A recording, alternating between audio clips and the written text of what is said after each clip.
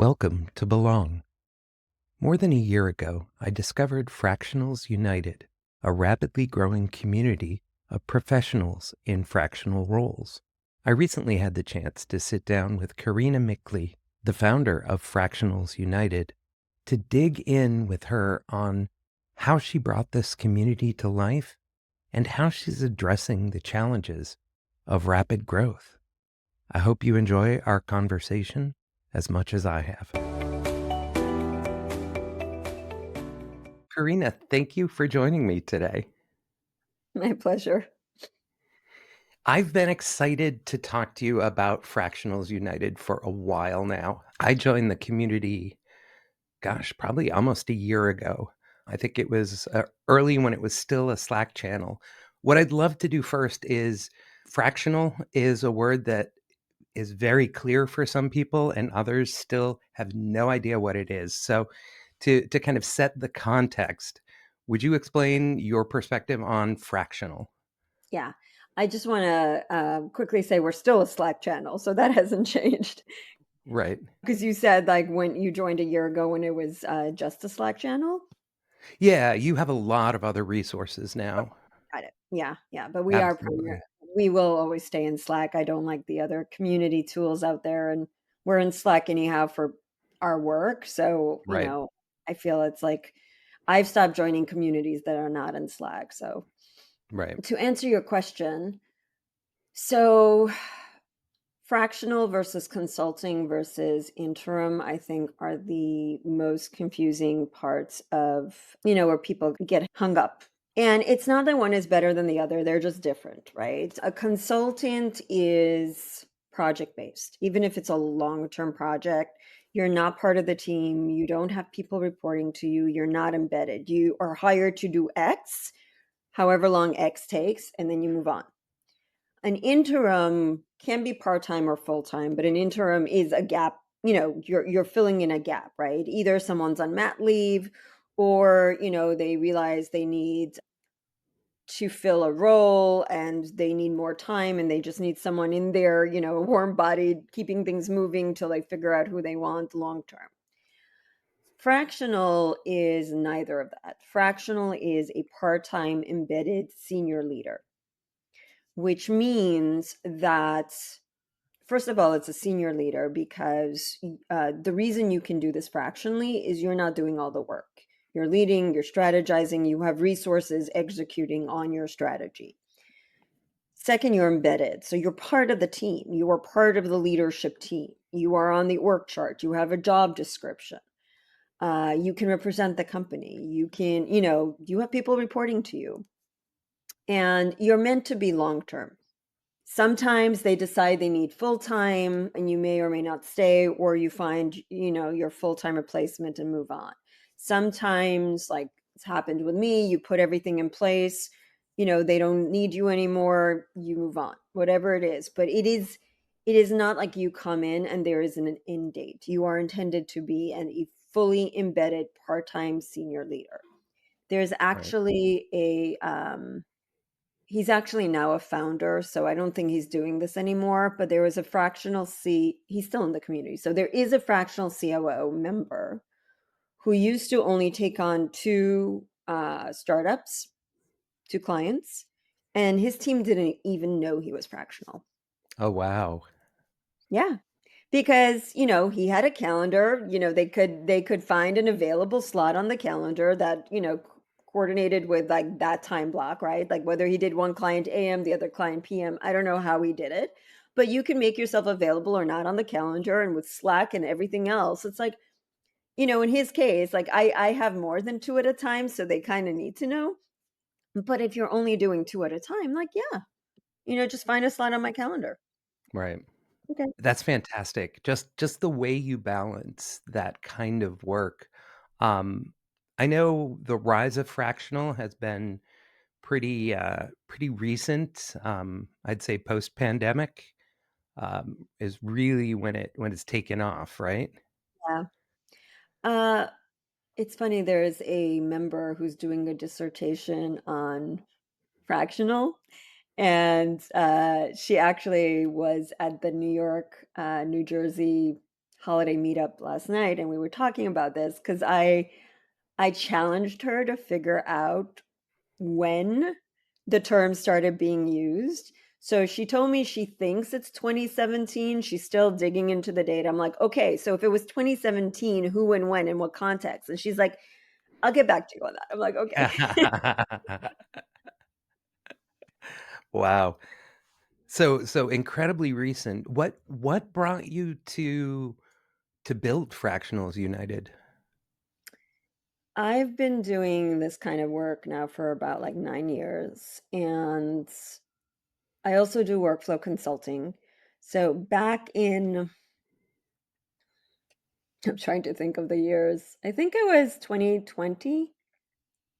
Yeah, that sounds right. Feels right. I don't know. Blur's day. Like years are so hard for me nowadays. Like anytime someone asks me a year, I literally have to stop and like coordinate with like COVID and everything because like I've lost Yeah. track of years. I think it was 2020. I got this workflow client. Um, Happened to mention in passing that I do fractional COO work.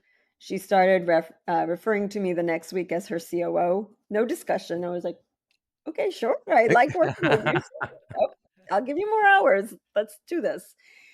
And long story short, I actually ended up going full time with a team for about a year. And, it happens, right? I'm not the only fractional that goes in and out depending on the situation. When I came back to fractional in the end of 2023, it was, I had put the people and systems in place and they no longer really needed me and I was too expensive and yada yada. So we parted ways. I At that point it had been 2 years since I had last looked for fractional work. I came back. Upwork was no longer viable. It's crap.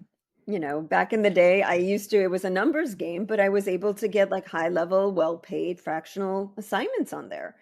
Now, forget about it. So when I realized that no longer was viable, and I'm an ops person, so biz dev and networking is hard. And I'm like, okay, where's my community?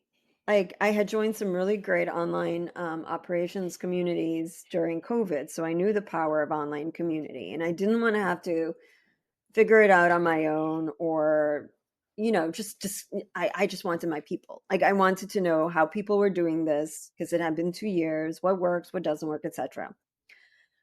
I started, I had that realization January 7th, 2023. That's a date I will never forget. It was a Saturday. That evening, I was Googling, trying to find my fractional people, and I couldn't really find a community for the sake of community. I found a few things that were like pseudo communities on the other side of paid programs or paid something, but no like community first. Um, so I looked up at my husband. I'm like, is this the thing I do? I don't know. Let's see if there's interest. So literally that evening, in like half an hour, I put up a free Slack simple landing page and just messaged a couple of communities and put it up on LinkedIn being like, if I do this, anyone interested? And over 50 people said, yes, please. Wow. So I kept doing it. And now we're over 13,000 members, And that's in less than what, 2 years. just under 2 years. Yeah. That's phenomenal growth. Yeah. I I was at the right place at the right time. It didn't exist. And I wasn't the only one feeling, I guess, lonely. Because fractional is this weird hybrid where we're embedded, but we're not full-time employees. So we don't really hang with the full-time employees, right? And also it's remote and it's like we're the leadership team. So it's just like it's this weird thing, right? And we have to juggle our own business and our own pipeline and other clients. So we needed a community of other fractionals going through similar things that we can like learn from, connect, collaborate, refer work to each other, whatever, you know what I mean? And I wasn't the only one feeling the need, so here we are. Building a community like that, though, is a huge lift. I mean, there's so much work to be done. It's challenging, I think in all cases, because there may be excitement, people may sign up, but Yeah. that doesn't mean they engage, and one thing I've noticed in Fractionals United is people are engaging very consistently. How did you kind of set things up so this wasn't a huge, we'll call it time sink for you, but you were still able to bring those benefits that you wanted? Well, so first off, how do you define time sink? Because it does take time. I could be wrong, but I don't think it's become your full-time job. No. Right, which is pretty impressive, like, for a company of a company. It's pretty impressive for a community of that size. Right. So originally, for the first 3 months, it was all me doing everything and learning. I had never founded or run a community before, right? I had been part of some really good ones, and I picked those community managers' brains a lot in the beginning, and they were very supportive and giving of their time. And I had some really great communities as templates, right, for what I wanted and didn't want. But I would say that for the first 6 to 9 months, it did take most of my time because I was learning so much and setting up so much, and a lot of the automation and team that are in place now weren't them, right? And on the flip side, it also, I think, in some ways saved my sanity because I am not cut out to be doing nothing and just looking for work, and I would have slowly lost my mind if Right. I didn't have something like that I felt I was contributing or building, to focus on. So I was happy to have something, a project to sink my teeth in and to learn while I was trying to find clients and work and whatnot. I did realize quickly, like I think Tammy joined us at the 3 month mark because I did realize that we were growing quickly enough that it was very quickly going to become unsustainable. And since I had chosen to make this a free community, it's not like it could pay for my time and I could stop doing other things. So I decided to take on the burden and hire someone part time. Like other work was like, I had other work, so it was funding it, but I decided to do that. And since then, we are now a small but mighty community of four. Everyone is part time. On the community side, Tammy is the community manager, and we have Ray as the community assistant. And then I brought on, I guess at the 6, 7 month mark, I brought on Will to be the head of partnership because I'm not a salesperson. And I realized that a way for me to monetize would be through sponsorship. And I wasn't the best person to do that. Like, Right. you so he handles that side of the business and it's, commission based. And he has someone reporting to him that gets paid out of the commissions as well. So we've managed to make it work. I have built a lot of automations on the back end that makes moderation easy, that makes a lot of the things easy, but it still requires time. I am at the point where I'm no longer dealing with people coming in. Tammy and Ray handle that, and they had to teach me to like keep my mitts off of their areas. But that's a beautiful thing for you because it frees you up to Yeah. continue working more strategically on where it's going. I'm super curious, you mentioned there were communities you loved and you were able to get some mentoring from those folks. What were your favorite communities that you kind of used as your guiding light? Operations Nation is also a large Slack community. I spoke to their community manager Becky, who's amazing. I'm no longer part of this community, but I was part of, oh my gosh, I forget what it was a biz ops network. And I spoke to their community manager. At some point, I had to leave a bunch of communities because I just spent so much time in mine and I wasn't engaging. So the ones that were, especially the ones that were not free and not cheap, I had to become really more um, strategic on where I Right. spend my money on communities because if I don't have the time to engage, it's a waste of time, right? So I left a Understandable. couple of communities that it's not about the community. They're great and they're run well. They aren't just what I need right now. I Right. also joined Rosie World. Okay. Rosie is a name that kept coming up. She's like a known name. It's a community for community managers, and she's like a known name in that space. And it's great to have a community of community managers I can ask for advice. So I do try to engage there or go there when I have questions and need guidance. Yeah, and I think it's challenging not just, how many paid communities are you in, but even just how many communities can you carve out the time to truly engage with? Not I many. I I find myself in the same position periodically. I have to start scaling back and saying, Yeah, "Okay, I haven't been in that one in a few months. Maybe I don't need to keep yeah, tracking that one and participating." So yeah, wow, that's awesome. And it's awesome that you had such great examples. I know starting this podcast and focusing on belonging, I did a whole series of kind of prep calls, and a lot of them were community managers. And every last one of them just so open to helping, to sharing. I think it's part of that community mindset. yeah, It really absolutely. is. Yeah, community is like no other business, honestly. It's if you think about it, it truly is about the people, right? And it's people connecting. It's the relationships.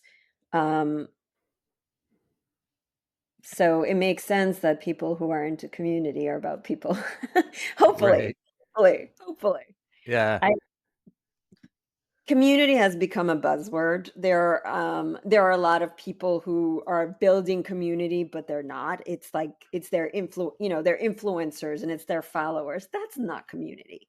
Right. Like community is a two to me, community is a two-way thing, right? It's not just absorbing content and liking someone. There's a place to engage. It's give and take. It's not Agreed. one-sided. Agreed.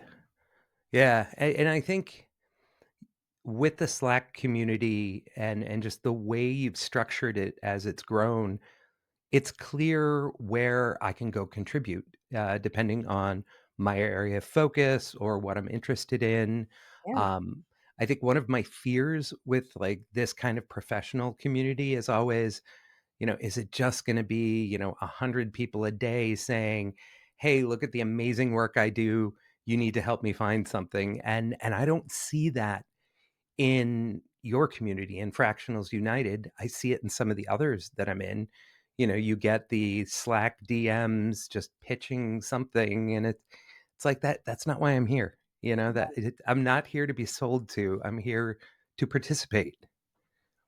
Yeah, we early on, I think from the beginning, I knew I needed a promote channel, and we very stringently um, enforce and moderate. Like even like today, somebody posted something in. We have a channel called Shared Learns, so we can share what we've learned, good and bad. Um, and his post was great, but then he linked to his newsletter and is like, "If you wanna hear the rest, go there."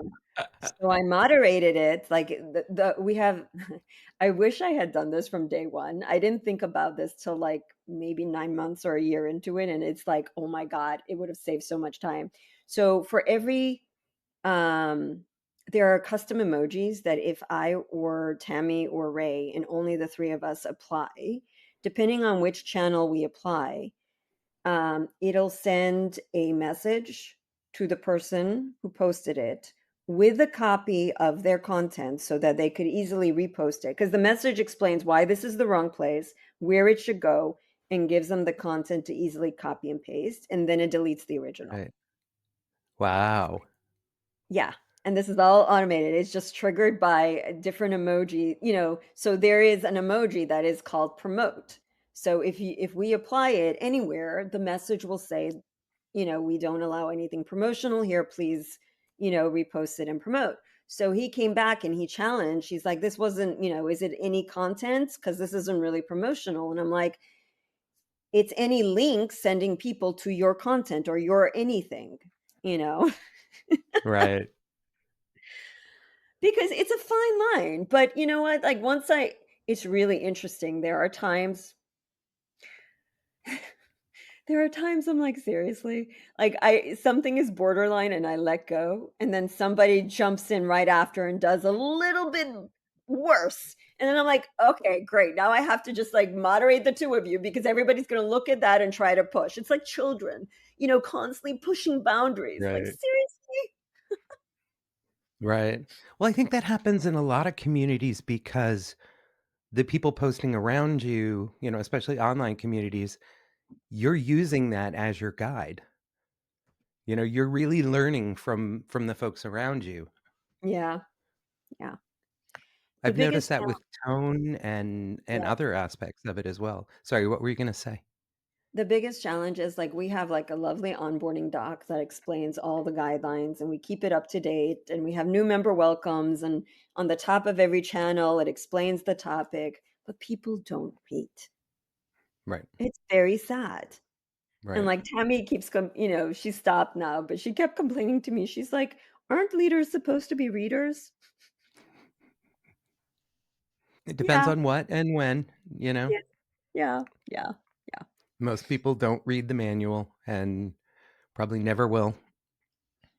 I know. I just don't know how to make them, yeah. So we just moderate and hope they learn. And if, occasionally there have been people who haven't learned, so then I step in and be like, "Hey, please pay attention. If you keep doing this, I'm going to have to ask you to leave." Right. That happens very infrequently. I think I have had to kick out maybe 3 people in the entire time. So Oh, that's not wow. bad. That's not bad. Yeah, yeah. It's like you're attracting the right people, people with the right mindset for the community. Yeah.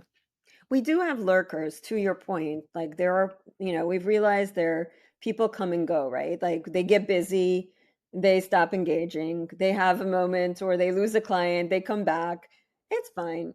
Tammy and I have decided that it's fine. We're not like, I don't, as long as the overall community is engaged and supportive, I'm happy. You're happy to lurk, you're happy to engage at the level, it's kind of a la carte. You can engage at the level you need now and we'll be there for when you need more or less.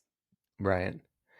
Yeah, I always feel like, maybe 20% of the participants will be active at Yeah. any given point. And probably even just like 1% are the super active, Yes. heavily engaged. Yes. And then the other 80% are potentially like, in and out, or they are just lurkers. I do that in some communities. There's Yeah. great information there. I don't like, even with the Fractionals United, I don't feel like I have a lot to offer for some of those channels, so I won't say anything, but I will absolutely read the discussions that are going on because I can learn from that. Yeah. And that's fine.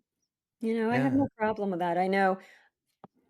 And then again, like, I don't come from I was not a community leader, right? Like, this is my first time. So I think the advantage of doing something, or having a different perspective is, like, I don't know what the benchmarks are. I don't really care. right. As Well, long as it's doing yeah, what I want it to do, and like, I very carefully protect, the vibe and make sure it's supportive, inclusive, all of that. I don't like, I look at the numbers, but I'm like, whatever, I'm not gonna worry about it. right. Right, I mean, as long as you're getting what you need out of it and the community members are, Yeah, then it's successful. yeah, Yeah. absolutely. So I'm super curious, like, your mighty team of 4 has a lot they're doing. What other ways have you tried to automate it, but, like, still ensure that you have that authentic personal connection? We do have an onboarding sequence that is automated, but it's personalized messages, and we review it every once in a while. Um, we have lots of events, and you mentioned, like, other resources. So the Coda Resource Hub has evolved. It started out as just a member directory because Slack is wonderful for for messaging, but it's not everything. Right. And members were in the early days were like, we'd love to have some way to see who's in here and find them easily. And I'm like, I happen to be a coda maker. So I'm like, okay, that's easy enough. Here's the form, submit your information, and you will get access. And I actually even automated that once you submit the form, within an hour, you get an automated invite to Coda. So it started out as that, but then I realized there's all this other resources and things. And now it's like this whole thing, including we upload all educational content to YouTube and then share it there with an AI summary as well. So you can, read a one sentence summary or a longer AI summary and then decide if you want to commit to like watching like the 45-minute lunch and learn or whatever. Um, and I'm always trying to think of other ways, to provide value and help. I don't want to try to be everything for everyone. Like, we double down on community. We are not a recruiter or matchmaker, never will be. Um, I rather partner with like others like Fractional Jobs and Frac and various other partners that are in our partnership directory and we're sponsors than try to be everything for everyone. Right. Right. Which makes sense. I mean, Yeah, focus on what you need to do for your community and supplement it with others yeah. who can help round that experience out. One thing I found fascinating when I joined is I know in some communities, community managers have to do a lot of prompting in the early days. And I feel like I don't know if it was just like bottled up emotions, but I feel like the conversations happened organically very quickly. Like, I didn't see you having to prompt the community and say, "Okay, let's talk about, this aspect of fractional work," and then people jump in. People have been very consistent in starting their own discussions or contributing to others. So one of the community I mentioned, the BizOps network, David is I'm blanking on his name. Like, I kind of see it in my mind's eye, but I'm going to butcher it, so I'm not even going to try. Um, if you're listening, David, thank you. um, Sorry, I don't remember your last name fully. But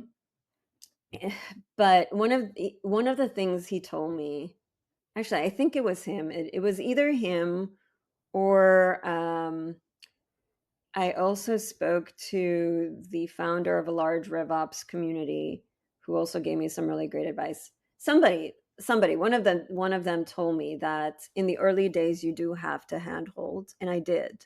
You probably joined after that, but Oh, got it. for the first, I don't know. I think even after Tammy joined, so probably somewhere in the first 6 months, probably somewhere in the 3 to 6 months, um, there was a switch. And he warned me, he told me, he's like, there will be a day that you show up and you realize your baby is walking on its own. I love it. And I remember the day, I'm like, I was like busy with some client work, was gonna check in and start, and I'm like, all these great conversations were happening. I'm like, oh my God, my baby is growing up. And I feel like once that precedent is set and Yes. people see that others are getting values out of the responses, they're more willing to ask. I've Yes. noticed that happening. Yeah.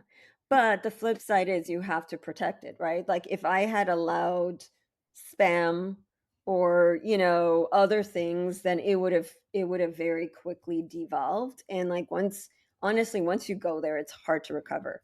That's Right. why we're so diligent and so strict about it. And like, I remind people, like, I'm doing it like when I still do the new member welcomes, and when I walk everyone through the onboarding and explain the guidelines and why we moderate, like, I remind them that I'm doing this for all of you. I'm doing this to protect what I've built, and so everybody feels it's safe and inclusive, and you know what goes in every channel, because everything has a place, and then you can decide where you want to pay attention and where you don't. Yep. Yeah. I love it. So you've had this insane growth. You haven't even reached the 2-year mark. In your mind, what's next for the community? So 2023's focus or goal, I'm big on like one thing, right? Like I don't do complicated KPI frameworks. I believe in having one overarching goal. And, my goal for 2023 was growth. My goal for 2024 was getting Front to a self sustaining place, which it is. It's not, I didn't quite hit the 100% of self recur. So we get small recurring donations, and I was hoping that that would get us to 100% of the current recurring costs. We're at 96%, which is pretty close. And there Right. have been a lot of one-offs that bridge the gap. So I'm considering it a success, even though it wasn't quite the way I wanted it. um, so I've actually been thinking about this because it's that time of the year, right? Like Yep. to come up with my goal for 2025. And I decided that I want us to get to where I can afford the next strategic hire, which will be a part-time ops manager. I'm still doing like I like to build, but I don't like to maintain, and there's been some Zapier hiccups in the last month that I've spent hours fixing. Um or people or Stripe issues or things that I still, handle because some of it I delegate to Ray, but others has to be me, and that's not his skill set. So I would like to have a part-time ops manager that I can just hand off that kind of maintenance, like what Tammy does for the community, she can own for the business side of things, the back end. Right. Um, but that would obviously increase the recurring expenses. So I either need more consistent sponsorship dollars or to get another client so that I can afford that. But Got that it. is that is what I'm aiming for sometime in 2025. Awesome. And I know you've got or through the community, people are scheduling events all over the country, around Yeah. the world. Yes. Um, any other programs like that you're looking at as well? Or is it kind of you have the pieces you want and it's a matter of like continuing to grow that? Mm, I don't know. Like, I think most of the pieces are in place. We may play around with or test like a sponsored mastermind to see if people would want that kind of programming. I've I have tried twice to like put forth the idea of masterminds or accountability groups, and there wasn't enough interest for me to build it. So if it happens, it'll probably be external where we get a rev share or something. Because again, like it needs to, for me to build something, there are a lot of things I can do, but it needs to make sense. And that means that it needs to add more value and be aligned with what I want to do, not be very burdensome. And also, in a community of 13,000, like if only 100 raise their hand, that's not a reason to do it. Right. Like there needs to be at least 300 people for me to consider doing something. You know what I mean? Like I need enough people to be like, yes, and I will pay for this. Please do it. Yeah. So anything about the community, that I haven't asked you about, but you'd really love to share? Let me think about that.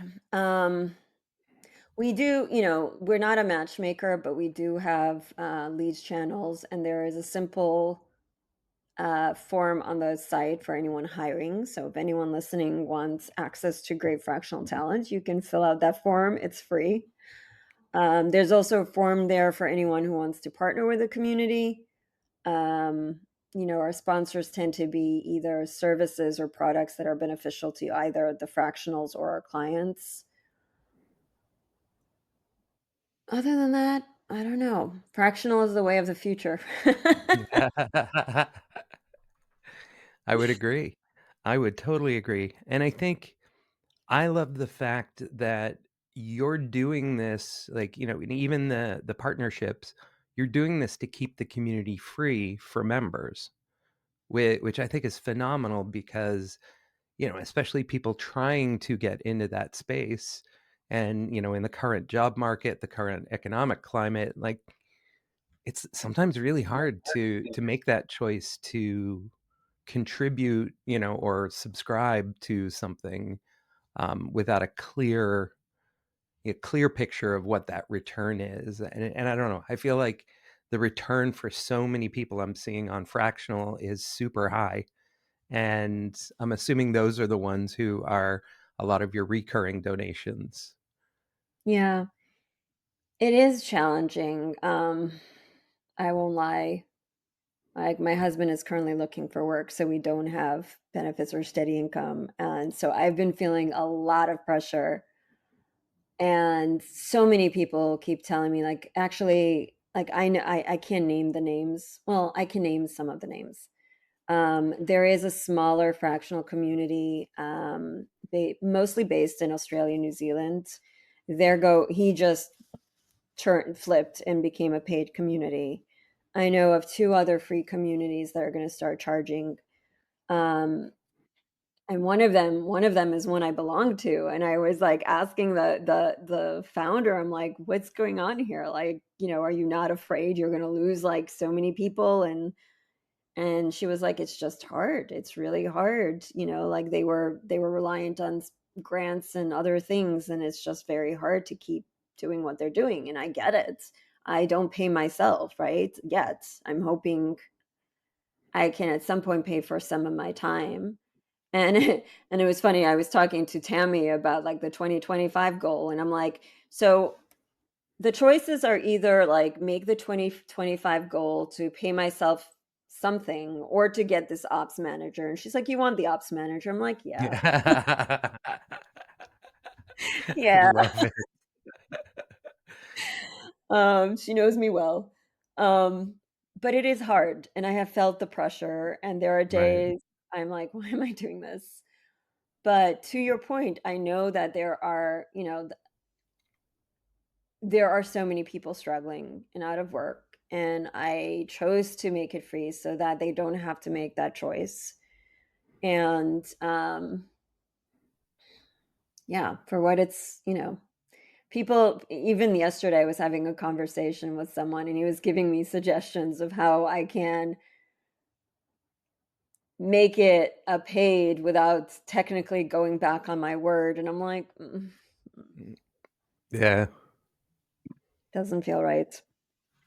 If someday I think of something new that I am not offering now that adds value, I may charge for that, right? But Right. I have committed that everything that exists there now will remain free. So yes, yes, like people, including my advisors, tell me things change. No one's going to think less of you that you have to pay yourself. But I also feel like if I've committed to it, it needs to matter. Like if my word doesn't matter, I don't know. Yeah. I mean, it's right back to the authenticity that you ask everyone to bring to the community. Yeah. Yeah. So we will see. At some point, like I'm really hoping Will and his team can figure out a way of getting like recurring sponsorship revenue so that that does everything I needed to do, including eventually pay me some. Yeah. Yeah. I love what you've done with the community and what you're continuing to do. Thank you so much for carving out some time to chat about it. My pleasure. My pleasure. Thank you for asking me.